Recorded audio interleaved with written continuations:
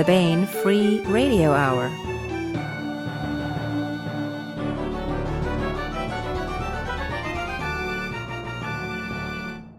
Hello and welcome to the Baen Free Radio Hour. Today, Dave Butler interviews Stephen R. Lawhead on his latest release in the Pendragon Cycle, the prequel, Aurelia. But first, Baen Publisher Toni Weisskopf previews our hot summer releases. In addition, we continue with the last chapter of Wen Spencer's Tinker, Part 85. Alrighty. I want to welcome everybody to the summer season preview here on the Baen Free Radio Hour. I am Toni Weisskopf, your publisher at Baen Books. I'm here with Griffin Barber, our new editor, and we are going to talk about the forthcoming summer titles, all of which I'm very excited about, as you can imagine. We kick things off in May with a new John Ringo series. You guys will be astonished to hear that he does not kill off 90% of the human race in the first paragraph. No guarantees that he won't kill them off later, however. This is a new genre for John. It is a superhero novel, but it's also a superhero conspiracy novel. I was reminded of the Illuminati. Sort of if the Illuminati meant Agents of S.H.I.E.L.D., meant Mean Girls. So it's it's a Griffin is laughing. It's fun. It is super fun. It is 100% pure John. If the narrative character is reminiscent of the guy from The Last Centurion, he's reminiscent of Chad from John's foray into the Monster Hunter universe with Larry, and he's obnoxious as all get out, but he's also incredibly sympathetic. We've got just a gorgeous, gorgeous cover from Sam Kennedy on this, and I hope that somewhere around here you guys will be able to see the cover come. So that's coming out in hardcover in May. Also in May we have Rhymer Hell by Gregory Frost. So this is something completely different. What we have is a historical novel about a character who started his life just as an ordinary person in medieval England. Then he was taken away by the elves. These are not nice elves. These are nasty, dark, horrible, horrible elves. And he's been trying to survive. He survived in the first book. In the second book, he advanced in time, and he turns out he was mostly responsible for those Robin Hood legends. Now he's figured out that he's probably something very close to immortal. He's had so many dealings with the elves that it's rubbed off on him, literally. And we see him going through the time of Queen Elizabeth. So this is Shakespeare, this is Walsingham, this is John Dee. Lots of also conspiracies, but a very different sort from the ones in the John Ringo book. And another gorgeous cover. Very exciting. So speaking of gorgeous covers, May was a good month for covers. Again, something completely different. This is what Griffin and I are calling the first part of our Summer of Romantasy. And I have to say romantasy. That's how I hear it, like Fantasy Island, the Summer of Romantasy. Mage Light by Casey Ezel. So is it a romantasy? Absolutely, it is.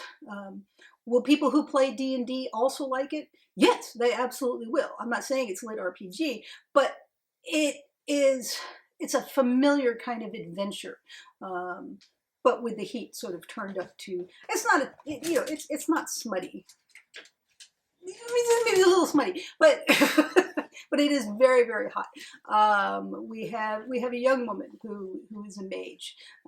She wants to be a mage, but she doesn't quite fit in with her super powerful mage family. And unlike Harry Potter, she does not thrive at the mage school. She barely gets by the skin of her teeth at the mage school, and this is extraordinarily frustrating to her. So she strikes out. She tries to make it on her own, and then bad things happen.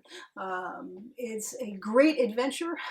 Again, another lovely cover by Sam Kennedy. Very different kind of mode that he's in for this one, and just a great fantasy adventure. So Wonderful, wonderful month for May. Also in May, we have trade paperback reprints of Toll of Honor by David Weber and To Turn the Tide by S.M. Sterling.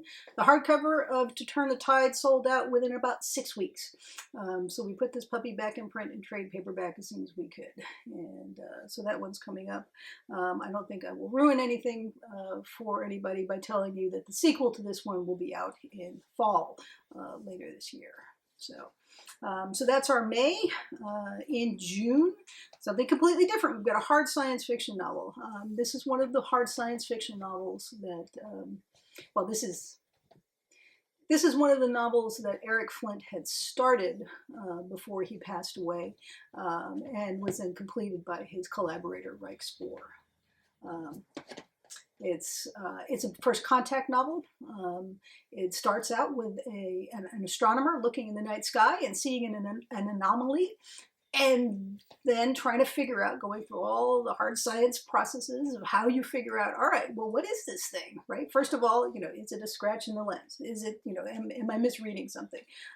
So you get that nice gritty, this Reich and Eric know what it feels like to do science. But it's also a great adventure. The aliens who are coming in are not talking to us. We're humans, we're social animals, and we hate it when people don't talk to us, and we're trying to figure out what it is that they want, what it is that you want, and they keep on coming, and they keep on coming. And I'm not going to spoil the rest of the plot, but it's a wonderful, evocative hard science fiction novel. Let's see, also in June, speaking of summer of romantasy, we have Rise from Ruin by Melissa Althoff, which takes place in a semi-near future, post-apocalyptic America. Beautiful descriptions of the Smoky Mountains, as seen from the backs of dragons and griffins. So it's a coming of age story. It is another great fantasy adventure. And if you like Andre Norton and if you like Anne McCaffrey, then you are going to like Rise from Ruin. It's really a lovely introduction to Melissa Althoff's work, her first novel with Baen. She's been publishing short stories with us for quite a while, and in fact, we should mention that she was a finalist in the Baen Fantasy Adventure Award. In fact, the story that this is based on was her Baen Fantasy Adventure Award winner. So that was the kernel that grew into this lovely, lovely novel. And I will mention too, Jason wants me to mention, that the Baen Fantasy Adventure Award is open for submissions now. So check on the rules and regulations for that contest if you are a fantasy writer. So what else do we have coming in June? All Roads Lead to Rome, which is a reprint anthology by editor emeritus Hank Davis and editor David Afsharirad. You guys know David Afsharirad as the podcast host for many years here at the Baen Free Radio Hour.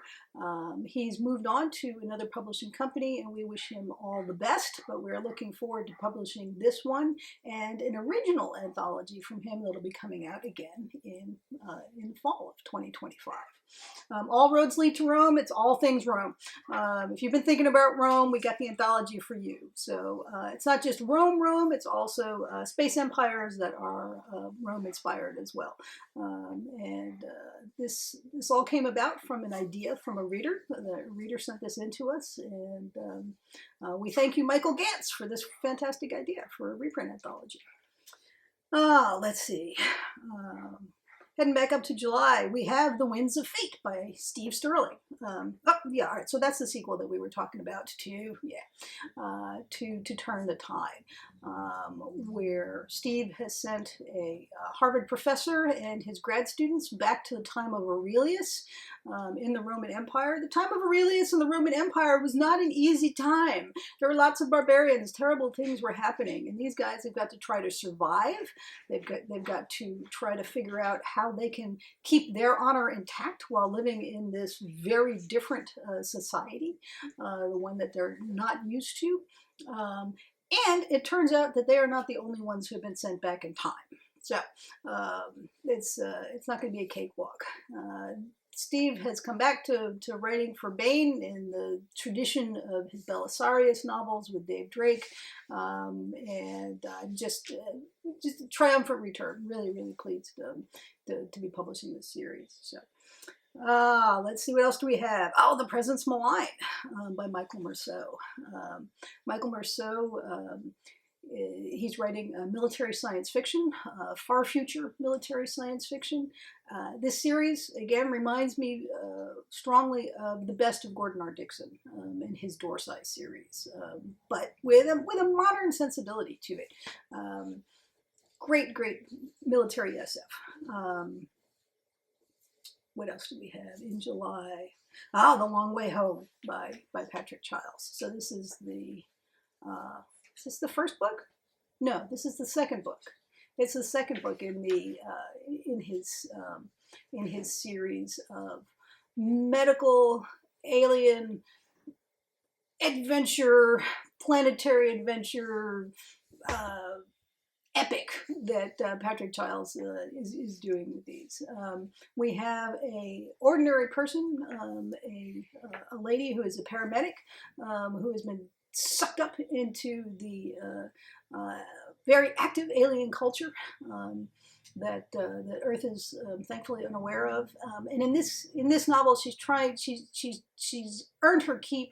She's developed her reputation as a healer amongst the aliens, and now all she wants to do is go home. But because this is a hard science fiction novel, she can't just pop back to Earth, right? Time dilation is a thing. So she's fighting against physics to be able to make it back to an Earth that she can recognize. Very happy and excited to be publishing this kind of science fiction, and a lovely cover by Mary Ann Plumridge on this one. Let's see, July. Oh, Dancing with Destruction this is edited by Jason Cordova, the former Office War Monkey for Baen Books.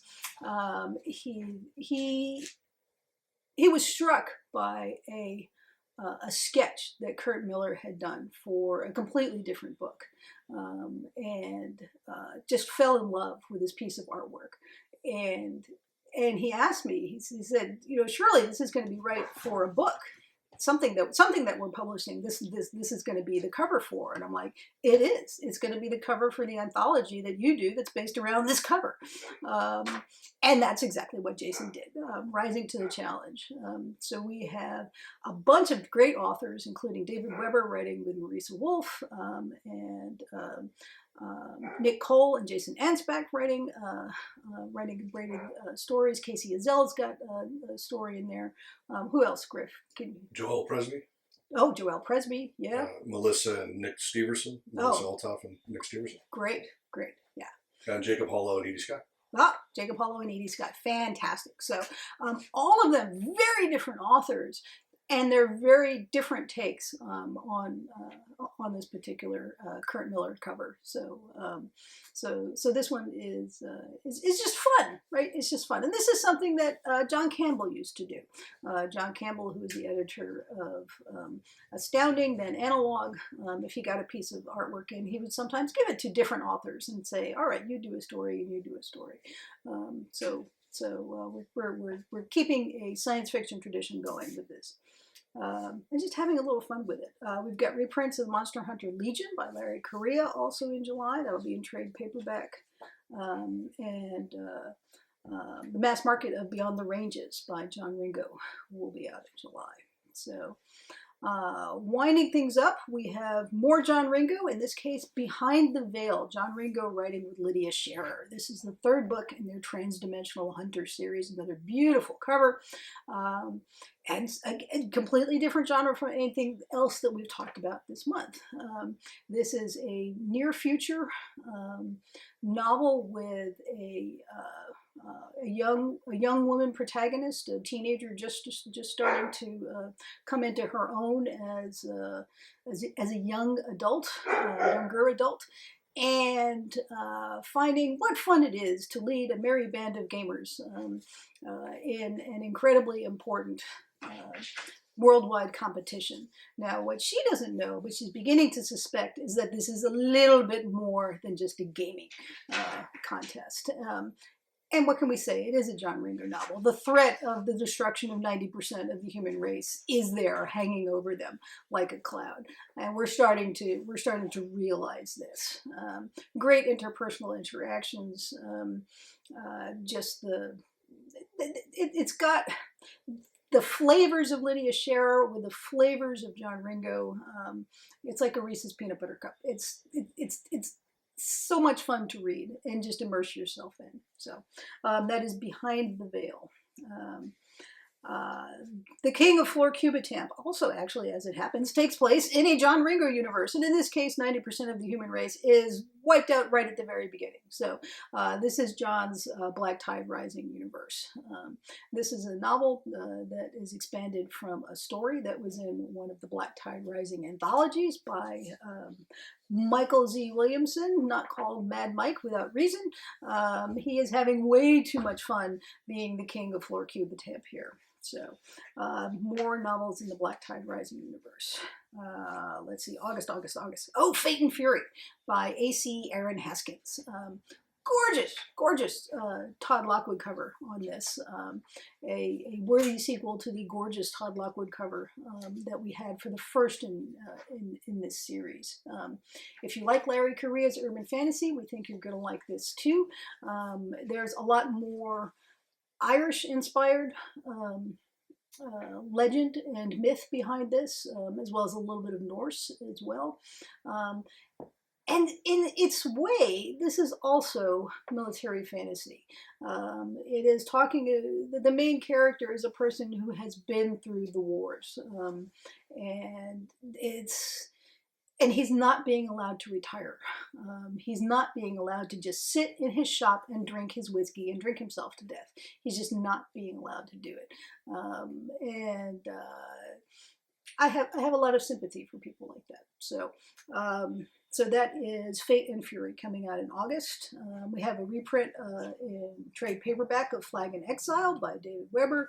And we've got a couple of great fantasy mass markets coming out in August as well. Storm Furies, that's hard to say. Storm Furies by Wen Spencer, which is a Tinker book, and The Eccentrics by Tim Akers, which I think has the best depiction of Nikola Tesla on a cover ever.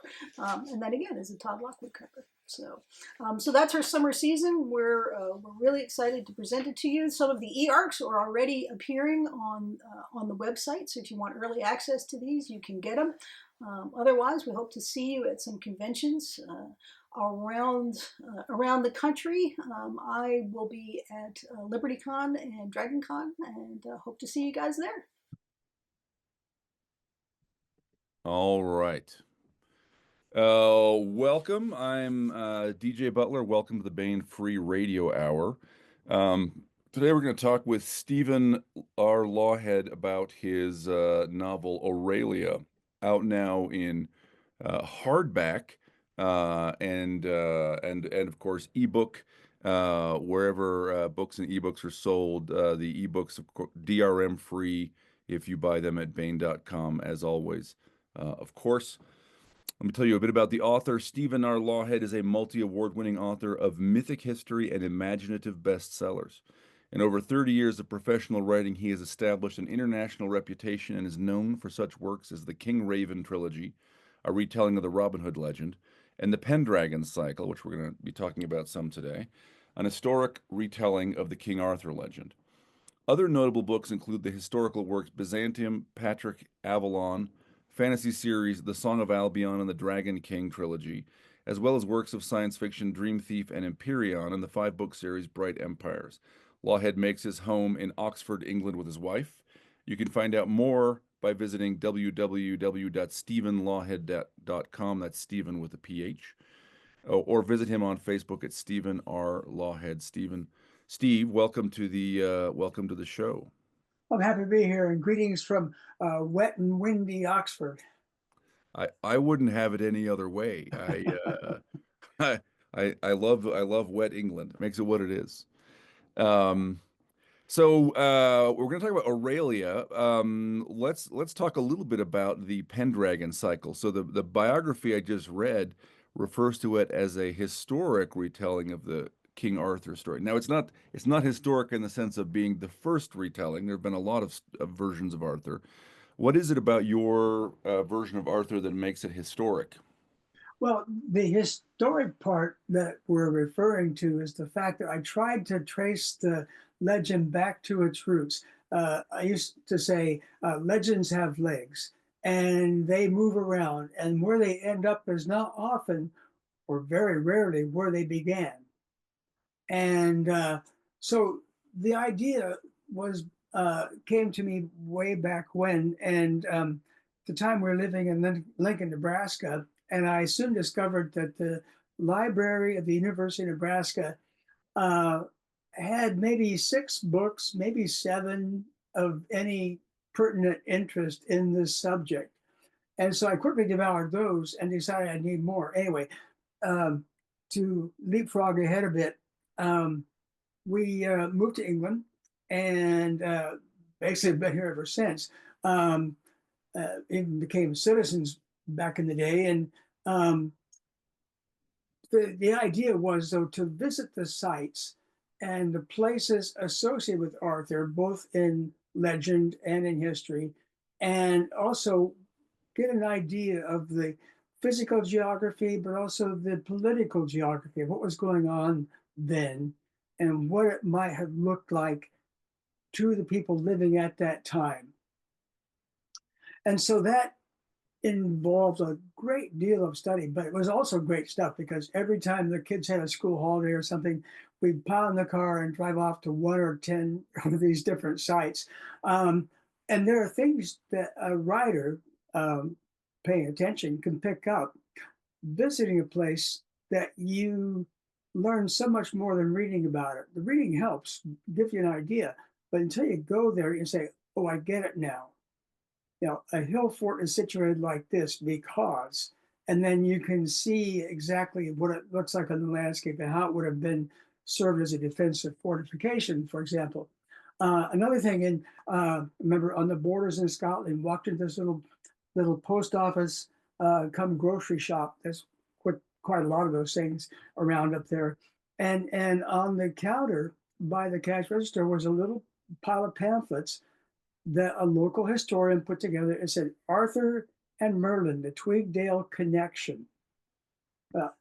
I did not know about any Tweeddale connection, but we're on the River Tweed and in a little town of Peebles there. And so for 50p, I could own that pamphlet. And what the local historian had done was he went around and visited all 12, he tracked them down, historic battle sites that battles associated with Arthurian legend had taken place. The actual place that's mentioned or the place that this battle happened. So we use that as a travel map and went to some of those places, as many as we could get to easily, and learned, okay, this is why this battle would have been a good place to have it, or this is why this happened here. And you could begin to feel the movement of the armies, the different clashes involved, and who might have been involved in that battle and why, that you cannot get any other way, just to go and see these places. So anyway, so that was what necessitated the move, but also it's what kept us here all this time. Yeah, quickly decided there's just too much. There's so much here that I need to know or to write about that it's just fueled, 30 years of interest and imagination. And that then it culminates with Aurelia, the prequel to the Pendragon Cycle.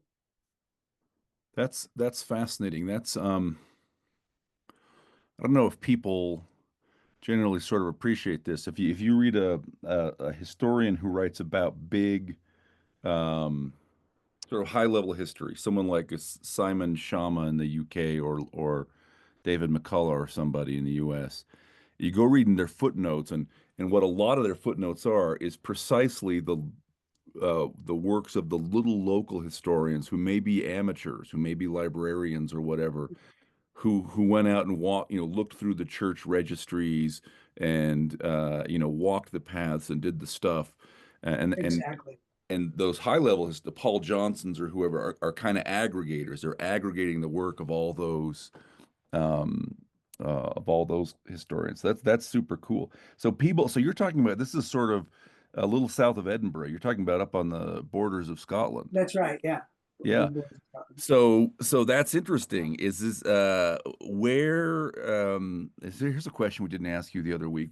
Where then where then do you set Arthur geographically? Is your Arthur a sort of a northern Arthur, the kingdom of Strathclyde and such, or is he range all over Britain? He did range all over Britain. The most of the connecting tissue seems to um, um, be a part of Britain that is now called Wales, and that is not an accident. It happens because I think, in my conception, it happened because that Wales, that area, is part of the last remaining outpost of the Roman Empire in Britain for a long time. And we talked a little bit in our first conversation about when the Romans left Britain, and people say that as a phrase, and it's kind of actually a code. For one thing, it sounds like all of a sudden all the Romans picked up and left in a hurry, and that was that and gone. And that wasn't like that.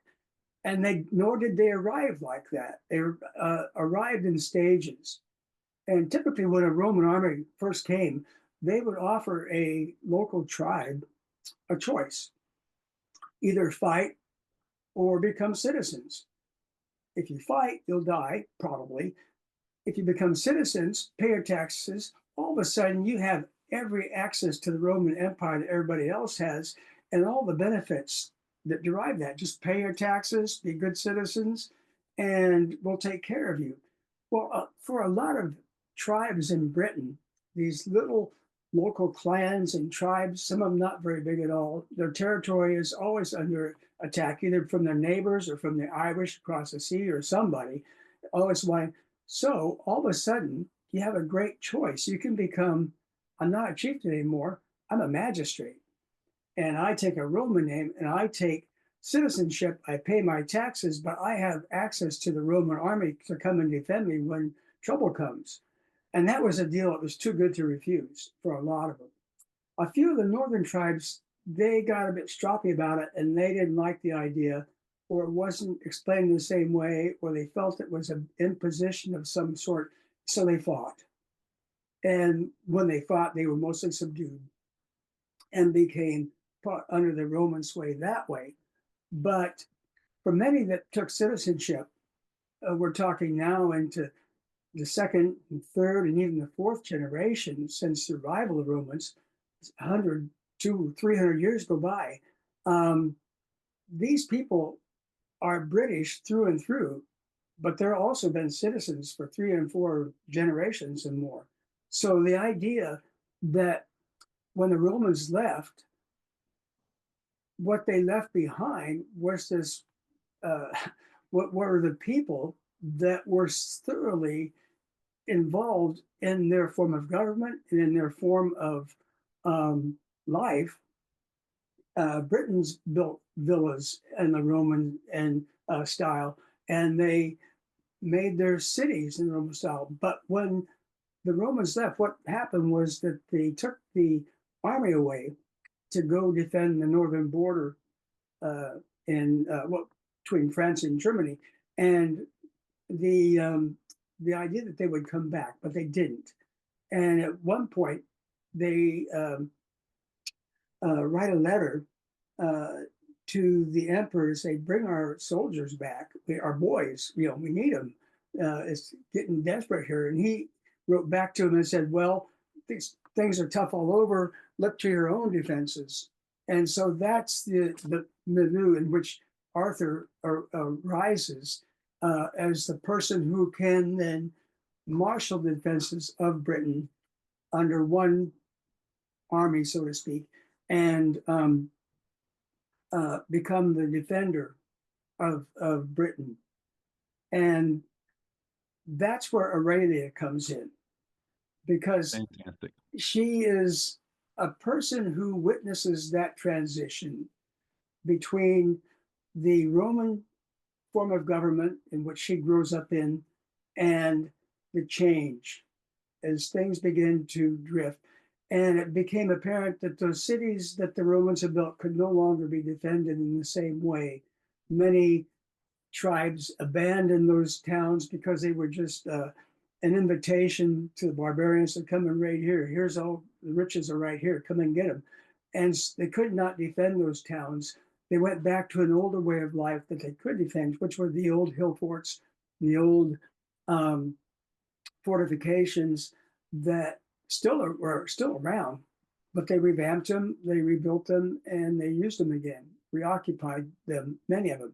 Not everywhere. Places like Colchester and some of the bigger Roman towns still had a garrison and still had that fortification, and they didn't have a lot of people often to staff it, but it still served in some fashion. So the idea is that the area of Wales was the kind of still holding out the Roman form of government, the Roman form of life, and holding on to that. They were still minting money with Roman Roman coins long after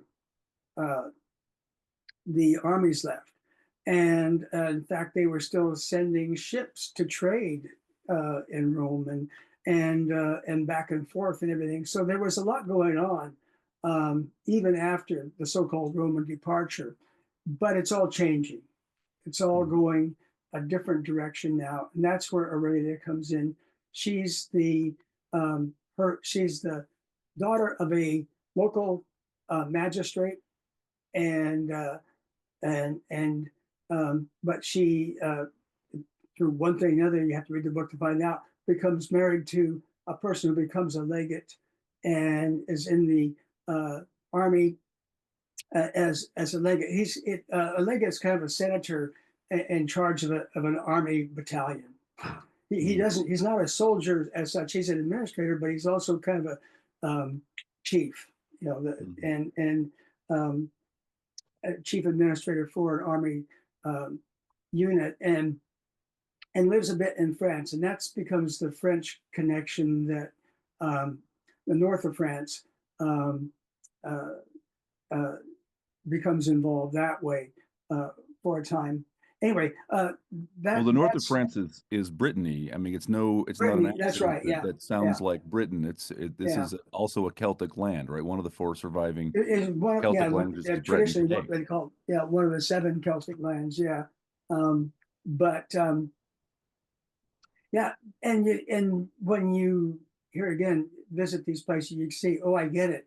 There are places you can stand on the shore of Scotland, you can see Northern Ireland, and so these places are, a half an hour, a couple hours by boat, to one to another. And so, and in fact, when it became unsafe to travel overland because of all the dangers involved, the roads had fallen in disrepair. There were bandits and barbarians around, always looking for an easy kill to rob something, or it was easier to go by boat and quicker and safer. I think we talked last time, the old saying that when Edinburgh was a rock and Oxford was a swamp, Iona was a cathedral city. And Iona, if anybody knows, is that little tiny island off the coast, northern coast of Scotland. That's about 10 minutes by boat out there. But from there, you can see everything coming north and south through the waters and around the coast of Britain.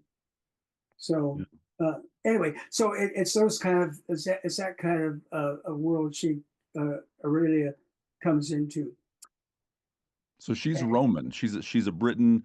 Where does this? So the Pendragon Cycle. We talked about this last time, but not everyone will have heard. There's a really, you wrote 5 books about Arthur in a sequence, but the Pendragon Cycle that Baen is reprinting is the first 3 of those, and it's that's right. Yeah, Taliesin, Merlin, Arthur. right. Um, where in that sequence does Aurelia happen? Is it before all of them, or is it between Taliesin and Merlin, or where is it? She is uh, concurrent with Merlin, but um, before any of the others. So she's actually spanning that gap. Hmm. Merlin, we have to remember, is very, very long lived, and he had a period of madness, as recorded in many myths and legends. Mad Merlin, that maybe lasted 40, perhaps 50 years, a generation, perhaps. Um, that he was lost to the world. When he comes back, um, it is into the world of Arthur to bring Arthur along, um, and make him into the king that is going to save Britain. Um, Aurelia is then mother of Uther, who is Arthur's stepfather. Okay. Mother of Uther, who is Arthur's stepfather. Yeah. Okay. Fantastic. So what is so Well, and how you that made all happened, excuse me, how that all happens about stepfathers and all that kind of stuff. You have to read the book to find out, because that's one of the that's one of the key pieces of the puzzle. Okay. Okay. So so tell us about Aurelia's story. We can now I we can say as much or as little in the way of spoilers as you want, and we'll just warn people here that I'm asking about the book. So if they don't want any spoilers, maybe they should read it after. They should pause now and come back and listen to the rest after they've read. But so she lives in this time. It's sort of it's a Roman, but it's a Rome. It's the fringe of Rome. It's been left to sort of fend for itself, and it's kind of doomed. Um, and I don't know if they perceive that, right? In hindsight, things seem different from what they may have seen to people on the ground. Um, what's her story? What does she want? Um, what's she trying to accomplish in this book? Well, she's not trying to accomplish anything at the beginning. She's a young teenager who really just wants a, a quiet life. She has the misfortune of having been born deaf, although not as deaf as she claims to be. Uh, and as her father keeps reminding her, "You're not deaf, you're only hard of hearing." And she says, "Well, hard enough that, I don't like, I can't hear people talking to me and everything." Anyway, she makes out that it's worse than it is, and maybe it is. We just don't really know. But it's a useful tool. And so she uses that to kind of hide herself away from the world. She wants her life to continue. Her father is an important person in her little town, and he's a magistrate, and they still adhere to the Roman ways as much as possible, but it's also British Roman. It's not Roman, it's not Italian Roman, it's British Roman. It looks different because they still have ties to the old tribal ties and clan ties, and in fact those are becoming stronger as time then goes on, because those become the only thing that a person in that world could hold on to were your people.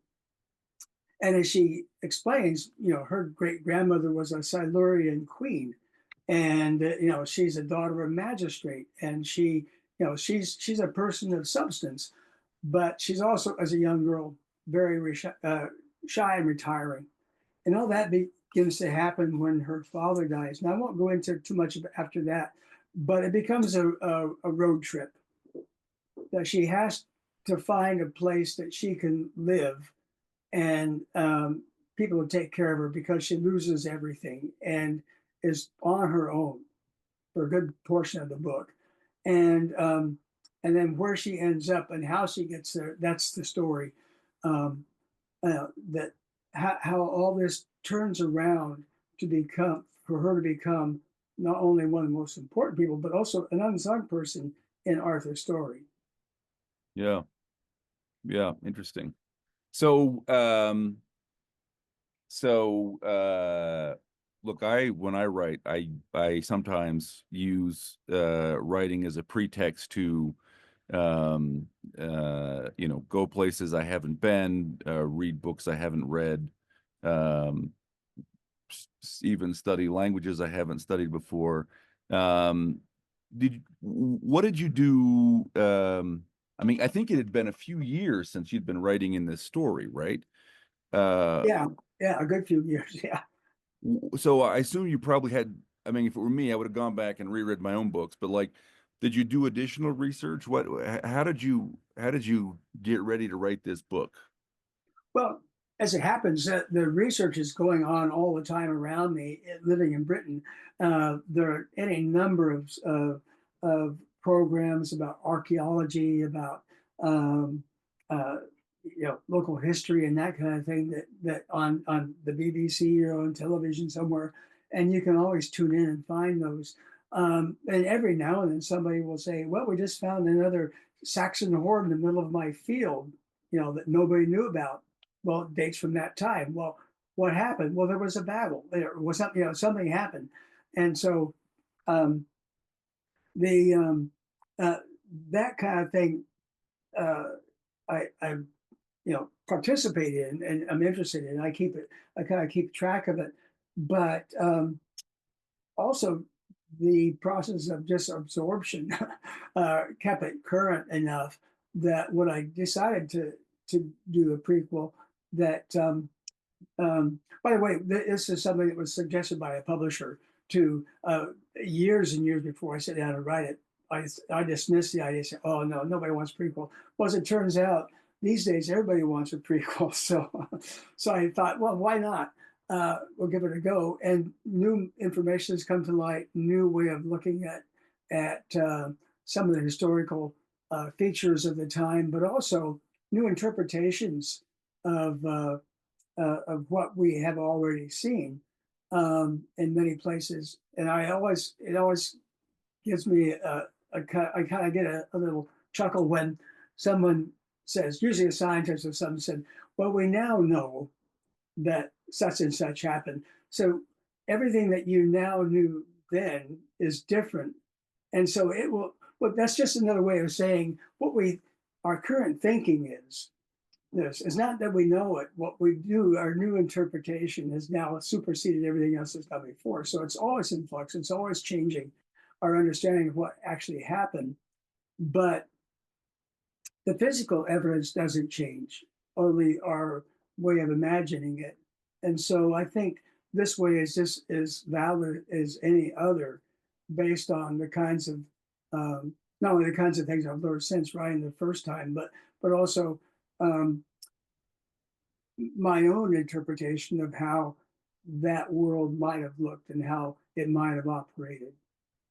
And I can't tell everything. You can't tell everything, but you can give hints of it. And so you get many, many hints of what that transition period was like here. Yeah. That's interesting. So one of the aspects of the overall story is Atlantis, right? Uh, Yes. which you situate in the Sargasso Sea and the Atlanteans. This is part of Merlin's heritage. Why is he long-lived? Because Yeah. is it his mother? His mother's from Atlantis. Yeah. From her mother. Yeah. Her name is Karis, and she is Atlantean, born in Atlanta. Her father is Avalak, who becomes known to history or to myth as the Fisher King, and there's a reason for that. Um, they live in and around. They live in the area around Glastonbury, and the Torah is mentioned sometimes, although it's not. It never was a castle or anything like that. They lived in the area, but that whole area was once considered part of the almost the sea, because it was all marshland. It was all water. It was part of the water rule, and the idea was that that was also a protecting thing, but it's also where her father, the wounded king, um, is becomes known as the Fisher King because they like to fish there, and so that enclave, their palace there and everything becomes a place set apart. And it's still set apart. If you ever go to Glastonbury, you get the idea that this is a different part of the world. This is a very strange place. So yeah, which is part of its I think maybe part of the allure, maybe some of the reason why. Well, I mean, maybe that's cause, maybe it's effect, but this is Arthur is attached to Glastonbury, right? yeah, there was a grave marker there, Mhm. and at local abbey, and they said that here lies King Arthur and his and his Queen Guinevere. Well, that was probably not even true at the time. That I think that gravesite was excavated at some point, and they did find something there, but somebody there, but it probably could not have dated from the time of Arthur, and certainly at the time of Arthur's burial, there wasn't any kind of church enclosure there or anything like that. So it was probably just a local association of Mm. some sort that was commemorating that. But then other places did begin to be claimed for Arthur too, because it was good. It was good publicity, and you could get pilgrims to come and look at it, and sort of kind of historical tourists back in the day could go and visit these places and track them down and everything. So it became quite popular. But his let's say his ghost is over all of the island because of that. Because of what happened. There was a historian wrote The Age of Arthur, and while he doesn't come down on one side or the other whether Arthur existed, he said whether or not he existed is really immaterial. What counts is the fact that somebody did the things that are attributed to him, and by doing that, gave Britain a chance to grow up and become its own country when everything around it was falling apart. And so what he did was he bought a generation or two of peace that allowed the church and allowed the government to become to grow up in a way that was not influenced by anything else, and basically claim a separate peace. So anyway, so that's by way of explaining that those events around that time were so pivotal to what Britain became later, that you have to say, well, if it wasn't Arthur, it was somebody who called that name who did what he did, because that what's left is a fact. Yeah, and Arthur became at least for hundreds of years, sort of the great national myth of Britain. I think it was Edward the First. I want to say this is sort of late in his reign. I can't remember. I went and opened the tomb at Glastonbury, and this is the same guy. This is Edward Longshanks. This is the bad guy in Braveheart. Oh, yeah. Went and opened the tomb because they were so interested in Arthur. And it's the same guy who I can't remember if he built Windsor Castle, but he's the guy who built. Surely you've been there, Steve. The round table. Yeah. That's No, yeah, it's in the Great Hall there in the town, and you can go see it. It is big, but yeah, it's obviously medieval, and right. No one claims it isn't, but Right. it also put the place on the map. Right. And it's the, you know, if there hadn't been an Arthur, they would have had to invent him, right? Like this is Yeah, part of the story. How did we survive? Someone did these things, right? yeah, Maybe it was Arthur, but someone held on to held us together, fought off the barbarian, kept us a people. Yeah, what a great story to be working in. And so many writers have touched King Arthur, right? T.H. White to Tim Powers, and Steve Lawhead. So Oh, well, yeah. what what a cool thing.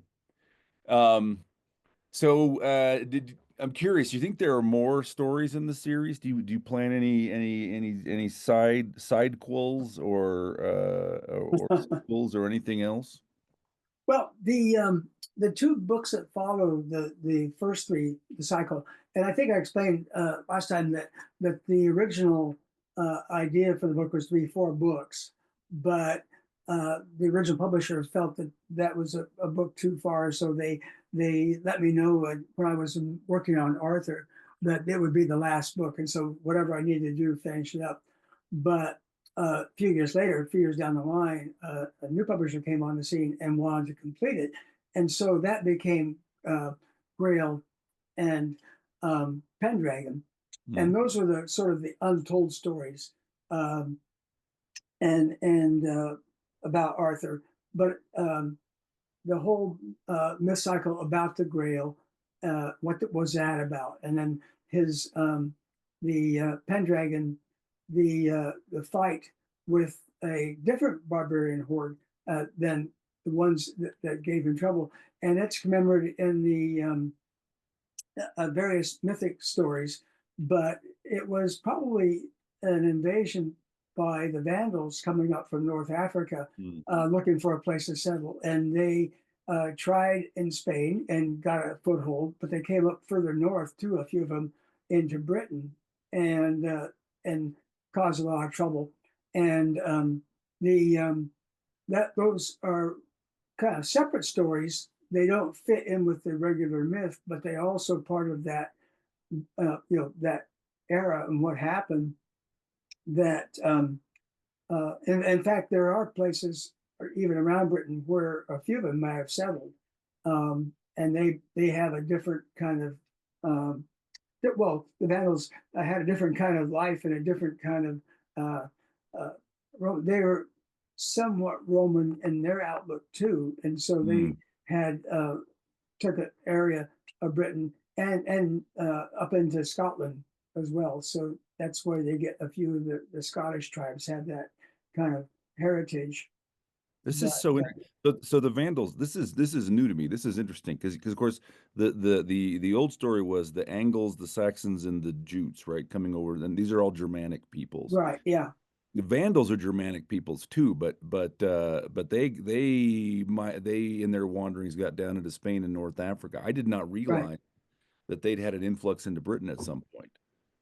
Well, they did, and the extent of that is open for debate, but it's commemorated in a story. I'm trying to think. It's the Battle of the Boar, and and like it's remembered in the story as this Arthur goes to battle, and there's this giant boar, this terrible monster, wild pig that's tearing up the land, and all his piglets are running wild, and they're tearing up the land and killing people and everything like that. And so Arthur goes to defeat this terrible monster. Well, that's an animal tale. What it is the Vandals had a battle symbol on a standard that was a pig's head, was a wild boar, and so they become the people of the boar. They are the wild boar that's running rampant in the land. And so I took that on at face value and said, okay, there's this invading army that needs to get put down. And so it comes down in the book, without too many spoilers, comes down to actual physical hand-to-hand combat, one-on-one between Arthur and the king of the Vandals. So that's where he cements his title as Pendragon of Britain. Yeah. Yeah. Wow, fantastic. Well, Steve, this has been a great conversation. What do you think we ought to say about the book that we haven't said so far? What else would you want readers to know?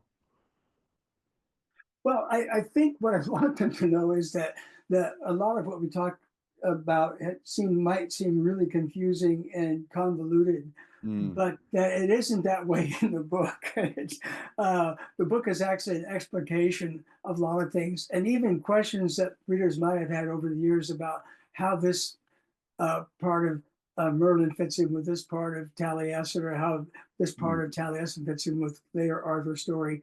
Um, Many of those answers are in this book because it shows where some of those stories might have come from, but also where they um, uh, find their explanation. You might say, that there's an explanation in the beginning, and this is the beginning of it. So, yeah. I think I hear you. My questions may have led us down alleys that make that sort of throw a light on complexity because this is interesting to me. But I think I mean one of the things that I'm getting out of this conversation is this is not a sort of a telling of Arthur that says, uh, "Hey, it was a barbaric time, mysterious barbarians.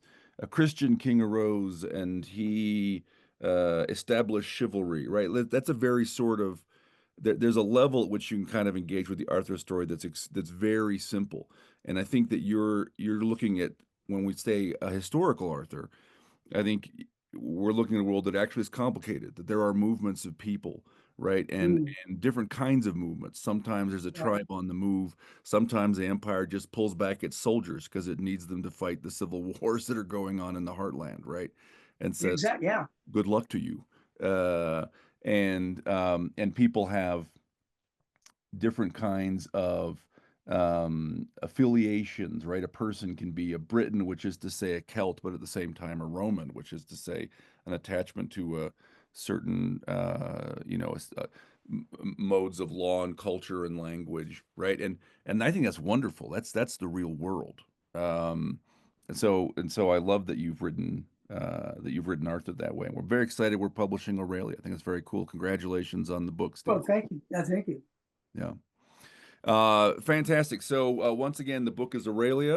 It is out now in hardback and in ebook. The ebook DRM free if you buy it at Baen.com as always. Steve, thank you very much for coming on the show. Well, Dave, it's been a pleasure. And I'm sure we could do this all again. But I think we've said quite enough for now. So, Well, maybe another book in the future, and I look well, forward we'll to see. We'll see. it. All right. Never say never. Now we continue the final chapter of Wen Spencer's Tinker, Part 85. Girl genius Tinker lives in a near-future Pittsburgh where she runs her salvage business, pays her taxes, and tries to keep the local ambient level of magic down with gadgets of her own design. Life as she knows it takes a serious detour, and she's faced with many distractions just as she really wants to focus on what's important, her first date. On Earth, she wouldn't be a human with fancy ears. She'd be a displaced elf, just like Tulu had been. What's more, Pittsburgh was filled with Oni disguised as humans, and by now, all of them knew she could build a gate. She'd never be able to trust anyone again. Every new friendship would have to be endlessly questioned. Oil Can and Lane would be in danger of being used as leverage against her. Oh, this sucks. Much to the healer's dismay, Tinker started to pace. The feedback was becoming a hard pulse, as if the ground and the sky beat out the word, decide, decide, decide. There was another crack of lightning, and she looked in that direction, but it was already gone, and all there was to see was the dark primal forest of Elfhome. Trees, magic, Sakasha, Windwolf. That kind of summed it up.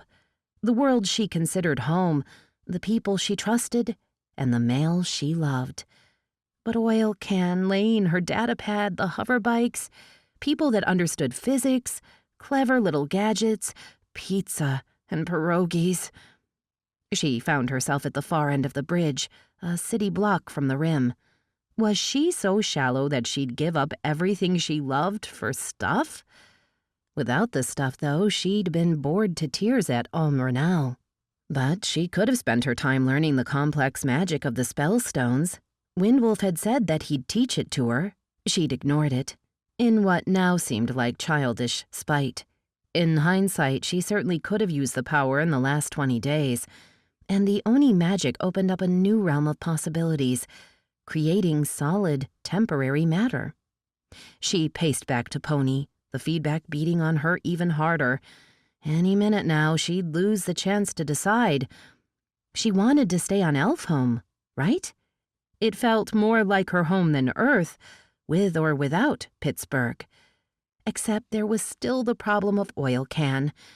If she stayed, she'd lose him forever. The hospice elves had moved Pony onto a stretcher. They piled all the various guns and knives on beside him, and they checked at the light bow, obviously not a Sakasha weapon. "Domi, your bow and arrows." It was simpler just to take the bow and quiver than to explain they were sparrows. She trailed slowly behind Pony's stretcher as they started for the enclaves, trying to decide, go or stay. She got as far as mid-bridge before coming to a complete stop. She didn't know what to do, and she was running out of time. "You're still thinking like a human." She hated to admit it, but Sparrow had been right. She was thinking of tomorrow, next month, or next year. If she stayed, she wasn't going to lose Oil Can forever. Humans knew Elfhome was here. They had all the technology needed to build a gate. They had the Oni desperately cluing them in. Sooner, more probably than later, another land-based gate would be built. She'd stay. Only after she decided did she realize Sunlance had been trailing back and forth after her. "Domi," the female Sakasha said, "I don't think it's safe to stay on the bridge with the air shaking so." There had been no sign of fighting for the last few minutes, so she went back to the new palace construction site. From there she had a panoramic view of Pittsburgh. She should have only minutes left. The feedback had become a low roar, and everything shook with its vibration. She found a couch-sized stack of canvas tarps to sit on and drink in her last sight of her hometown. "Tinker, what's happening?" Windwolf called to her as he and the Sakasha came out of the forest. "The Oni tried to retreat to Turtle Creek, but there was something very wrong with the valley." "What do you mean wrong?" "It was fluid." She considered a moment. The Veil effect must be extending the area of the gate, so there are several layers of overlapping realities, all being disturbed by the feedback. "What do you mean?" "The gate I built for the Oni is creating a resonance effect with the orbital gate. The Veil effect of the orbital gate is pulsing the local gate." She made a fist and flared her other hand out over it to show the radius effect. She pulsed her top hand in time with the feedback. It's doing Elfhome, Earth, Onihida, Elfhome, Earth, Onihida. This has been the Baen Free Radio Hour. Thanks for joining us at the heart of science fiction. Join us next week on the Baen Free Radio Hour when Sean Hazlitt interviews Larry Correa on the stunning conclusion to the saga of the Forgotten Warrior, Heart of the Mountain. And Tinker by Wen Spencer continues in part 86.